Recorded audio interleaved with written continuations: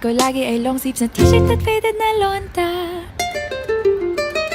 Pero noong makilala kita, nagbagong bigla ang aking timpla. Natutuwa ko na magpariban at mag-ahit ng kilay at least once a month. Hindi ko alam kung anong meron ka na sa akin ay nagpalambot ng bigla. Sinong mag-aakalang lalaki pala ang bibihag sa tulad kong tigring gala. Kahit ako'y titibok-tibok, puso ko ay titibok-tibok pa rin sa'yo.